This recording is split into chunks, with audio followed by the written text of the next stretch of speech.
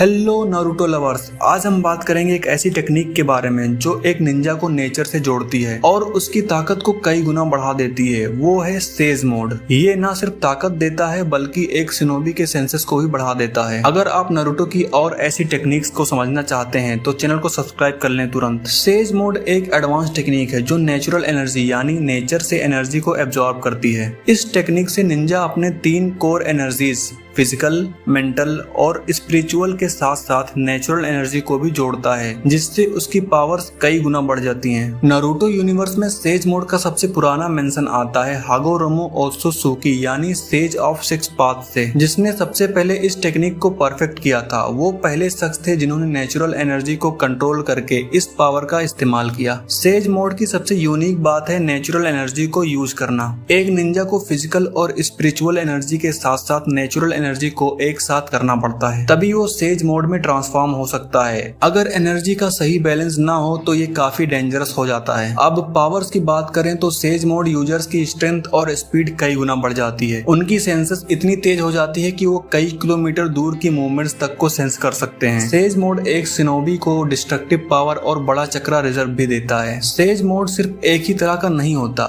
Naruto universe में 3 main says modes देखने को मिलते हैं। पहला है टोड सेज मोड जो माउंट मियोबाकू के टोड से आता है। नारुतो और जिराया ने इसी सेज मोड को सीखा था। ये फॉर्म बैलेंस और स्ट्रेंथ को एक साथ करता है। दूसरा है स्नेक सेज मोड जिसे काबूतो और मित्सुकी ने रियूची कैब में सीखा। ये फॉर्म एक शिनोबी को सांप के जैसी एबिलिटीज और पावरफुल ट्रांसफॉर्मेशंस देती है। और तीसरा सबसे रेयर और पावरफुल मोड है 6 पाथ सेज मोड। इसे सिर्फ हागोरोमो और सुसुकी ने कंट्रोल किया और बाद में नारुतो ने 4th ग्रेट निंजा वार के आखिरी में इसे हासिल किया। ये फॉर्म बहुत ज्यादा पावर्स और गॉड लाइक एबिलिटीज देता है। सेज मोड को मास्टर करना आसान नहीं है। एक शिनोबी को अपने शरीर और दिमाग को बिल्कुल बैलेंस में रखना होता है। अगर कोई नेचुरल एनर्जी का सही से कंट्रोल नहीं कर पाता है तो वो पूरी तरह से ट्रांसफॉर्म नहीं हो सकता और उसकी जान का खतरा भी हो सकता है। जैसे जिराया के केस में वो सेज मोड को पूरी तरह से मास्टर नहीं कर पाए थे और इसलिए उनका फेस कुछ हद तक मेंढक के जैसे ट्रांसफॉर्म हो जाता था। लेकिन नारुतो ने अपनी ट्रेनिंग में परफेक्ट बैलेंस सीखा और टोड सेज मोड को पूरी तरह से मास्टर कर लिया, जिससे वो एक परफेक्ट सेज बन गया। तो दोस्तों, यह थी सेज मोड की पूरी कहानी। अगर आप ऐसे ही और वीडियो चाहते हैं तो तुरंत चैनल को सब्सक्राइब करें।